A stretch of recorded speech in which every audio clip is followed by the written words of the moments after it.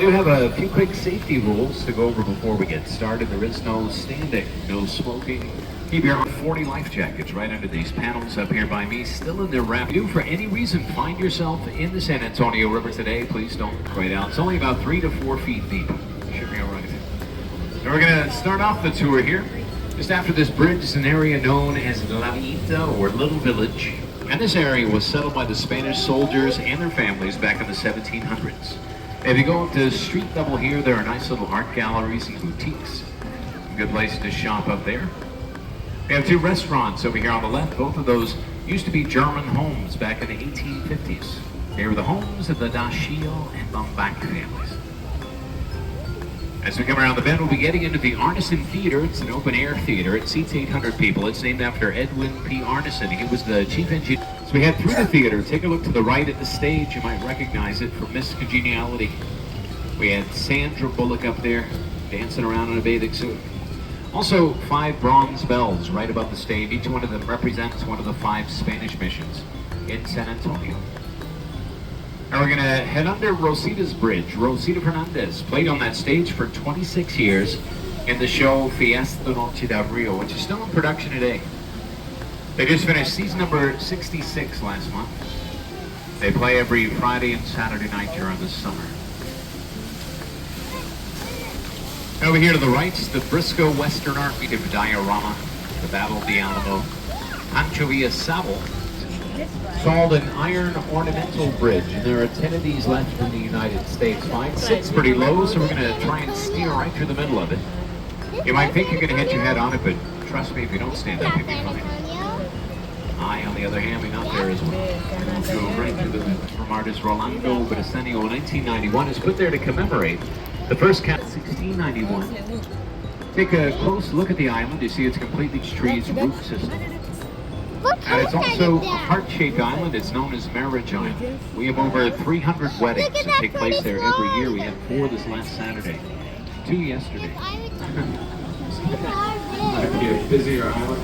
Now this part of the river is actually known as Old Mill Crossing. Back in the 1800s, Nat Lewis had his mill on the right bank. He would grind grain for the settlers.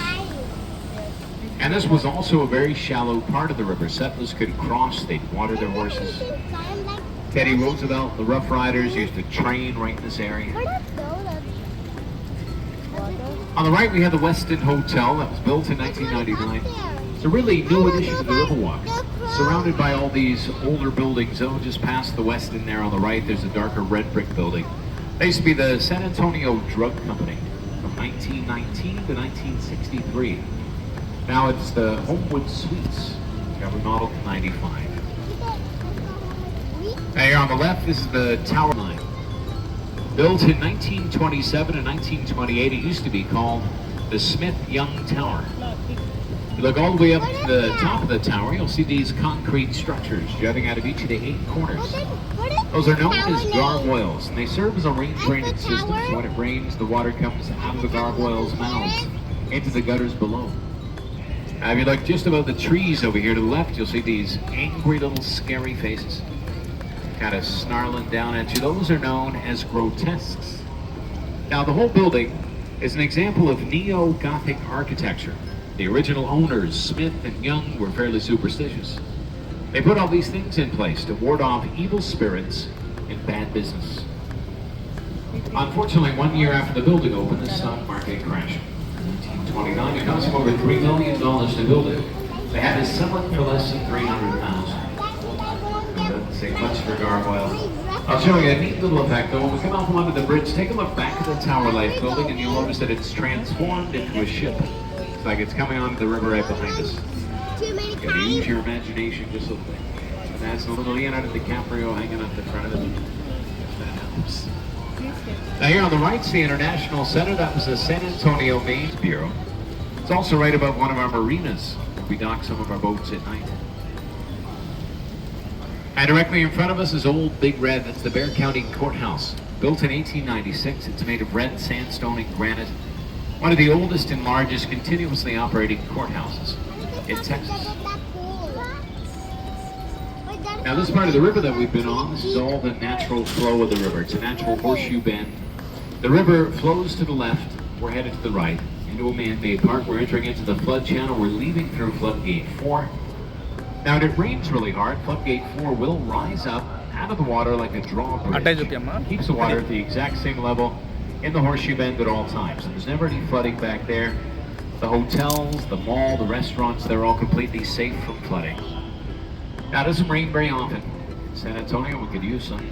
When it does rain, it can rain really hard, really fast. Flooding used to be a huge problem for downtown.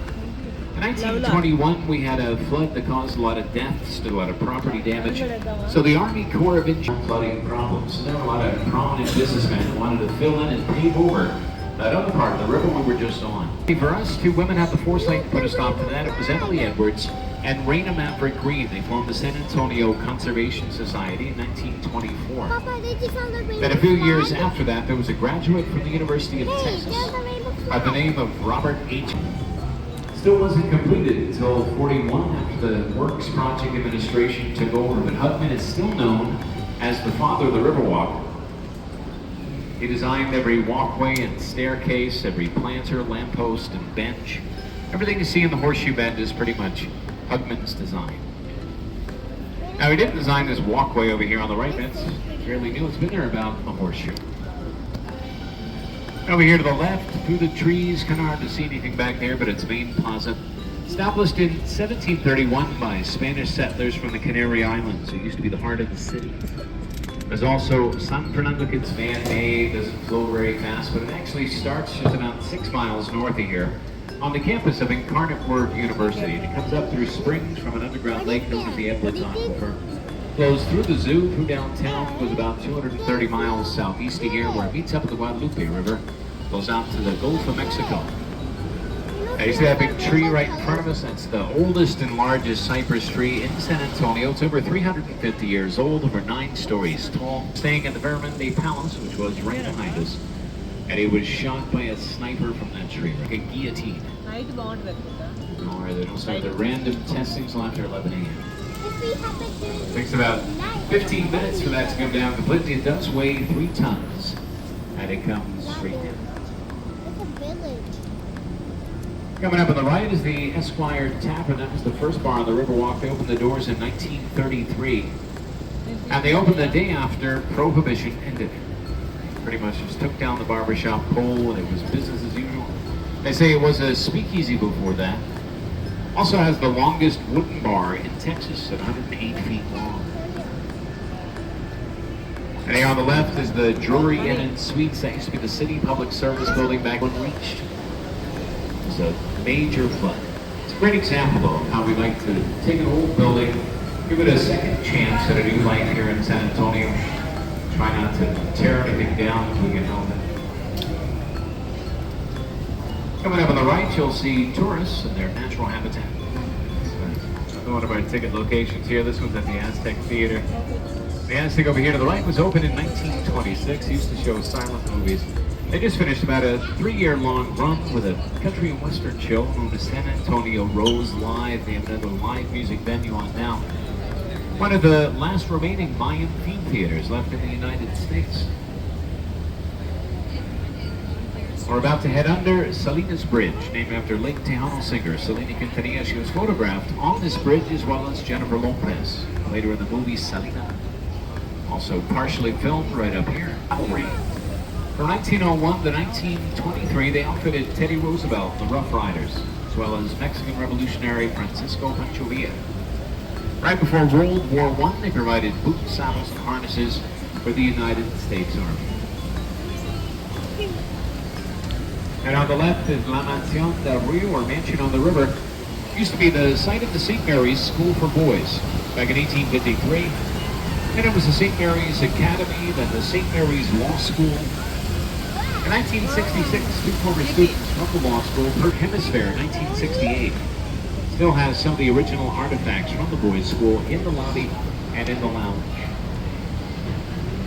Under this bridge, I'm going to show you a really cool optical illusion. So we come out from under the bridge, everyone take a look up and to the left, and where once stood a 26-story, 3-dimensional building, will be replaced by a 26-story, 2-dimensional wall. Looks like it might fall right down on top of you. Take a look up and to the left here. And that's the service to daycare and indoor parking. Carol Burnett was born in that hospital, as well as Oliver North.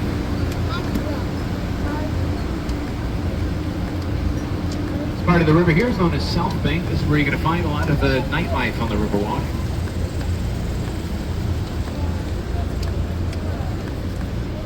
It's going to be kind of quiet tonight, but on a typical Friday or Saturday night, people will be lined up on the sides of the river screaming at every boat that goes by, throwing things at the boat drivers. I don't recommend that. So I work the early shift. Come back here, throw things on boat drivers. Now right in front of us is the Hyatt Regency. That was built in 1981. The Alamo is just on the other side of the Hyatt. If you're interested in going, this is a great way to get there. So come around the bend, take a look to the left. You'll see these glass doors with the headers that read Paseo del Alamo. That's the passageway to the Alamo. It's the quickest way to get there from the river level. It's a beautiful walk. The river goes through the building. You go through those doors, you walk through a series of waterfalls and gardens. When you get to the top, it puts you right across the street from the front of the Alamo. Now, an interesting design that had to meet strict height requirements. Cruise was on hold for a while. It's finally back. Nice way to enjoy the Riverwalk. 41, it didn't look a whole lot like this. It was more of a city park. Let's take the family out, have a picnic. The father and designer of the Riverwalk, Robert H. Huckman. He had a different vision for his design, so he put his office here in the building on the right. Huckman's name is written above the first floor. And he put his office there to prove to everyone that a business could thrive on the Riverwalk, that he wasn't afraid of flooding. And people thought he was crazy at first. It took a few years before their businesses started to follow suit.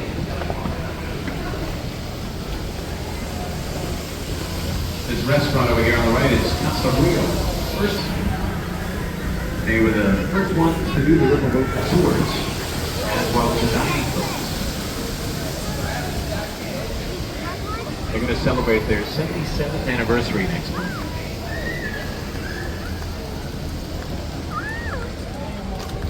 So we're going to be leaving the natural flow of the river. One more time, we're going to head on to another man-made park. This is the bottom of the horseshoe.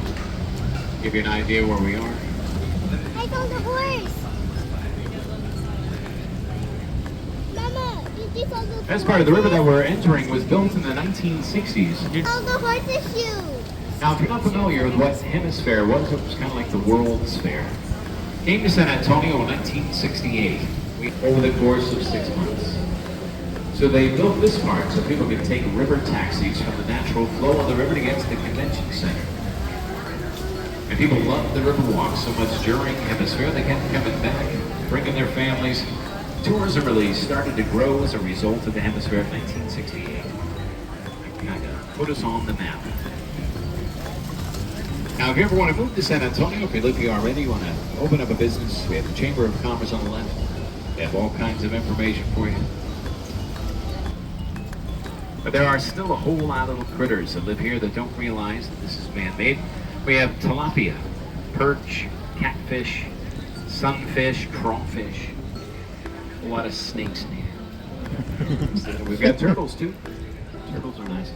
So they built this waterfall over here to the right. Now for some reason the waterfall has not been switched on today. Just imagine water cascading off those rocks. The waterfall's there to keep the water flowing, keep it filtered and aerated, keep all those little critters alive and well. Today it's not doing a roller coaster, bungee jump or something on theirs. We have a restaurant on ours that spins once every hour. Not quite as fast as a roller coaster. You get a pretty good view of the tower over here to the right. That section over there to the right takes you to the convention center, but that stop sign over there to the right says we can't go back there. Not exactly sure why.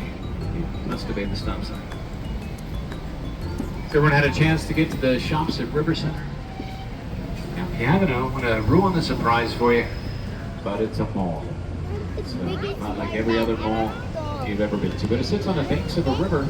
Because that makes it kind of special. We're headed to the, you can check it out for yourself. Our mall has 125 stores. There's a food court, an IMAX theater, a comedy club. There's also a purple store. If you like purple stuff, that's all they sell. Apparently there is a demand for purple things that I am unaware of. It's always been very popular. They've also opened up at David Buster's at the mall. We've got this Margaritaville coming up on the left. They've opened a Legoland and an aquarium called Sea Life. New things going on at the mall. Now there's also a new section of the river that we won't cover on the tour. It's an extra 1.2 miles. It's been added in the last 14 years. It's called the Museum Reach. It opened May 30th of 2009. Now you can still get there by boat. It's not one of these boats. You have to take one of our RIO shuttles. If you're not familiar with the RIO shuttles, they look exactly like these boats, except it says shuttle on it. If you're looking to get from place to place on the river and not have somebody tell you about everything, that's the way to do it.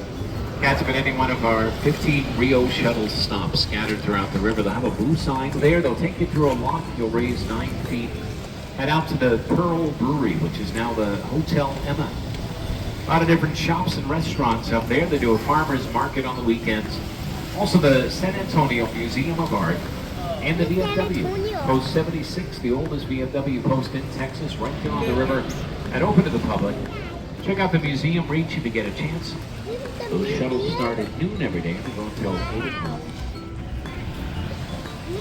And as to the left here, over the mall, is the Marriott River Center. That was built in 1988 when the rest of the mall was built.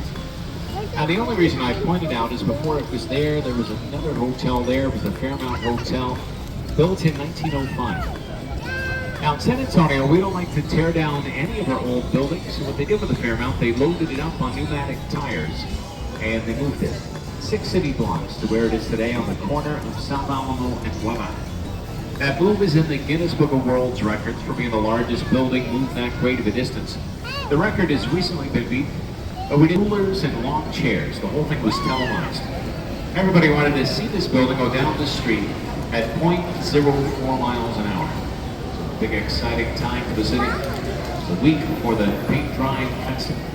The Fairmount's still in existence today. Go check out the lobby of the hotel. They have all the newspaper clippings there documenting the event. Reyes from Mexico City.